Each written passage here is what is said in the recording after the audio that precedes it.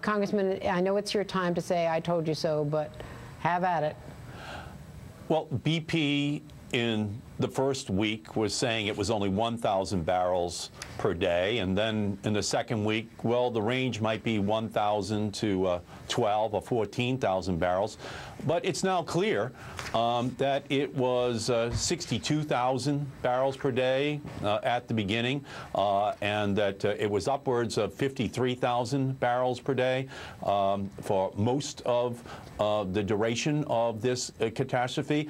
And by lowballing the number in the beginning, they basically were saying, we can take care of this, it's not that big. There would have been a much larger effort to have all hands on deck, to have every technology available to protect the Gulf of Mexico, to shut off this spill, if BP had been honest from the very beginning.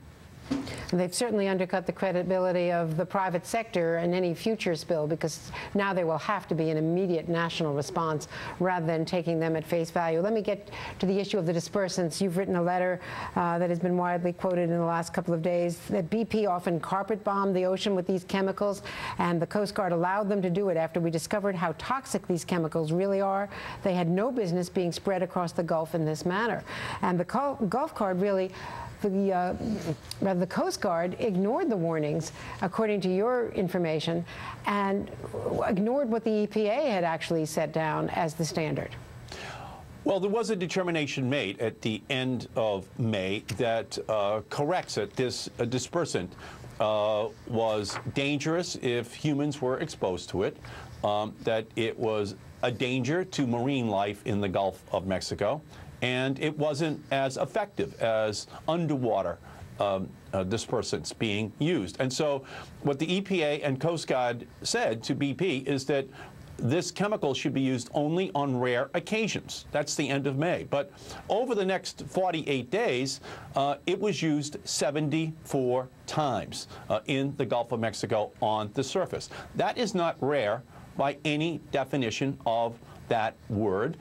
And in fact, we now will have to do a much closer examination of what the repercussions are. What are the results of this kind of scientific experiment with the Gulf of Mexico taking place?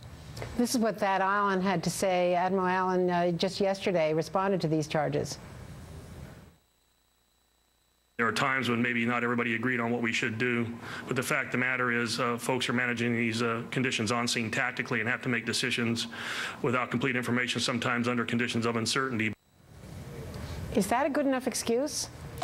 To me, no, it's not. When the EPA and the Coast Guard agree that it is dangerous to use these chemicals and that they should be used only rarely, I don't think the discretion should be left to the local commander of any one boat to decide that they're just going to spray these chemicals into the Gulf of Mexico. I think that they should have had to have come back and to have received explicit permission for any one of these decisions. It turns out that not only were they given blanket waivers in many instances, that is BP, but they were given it retroactively when they had exceeded the amount that they had been given permission to use.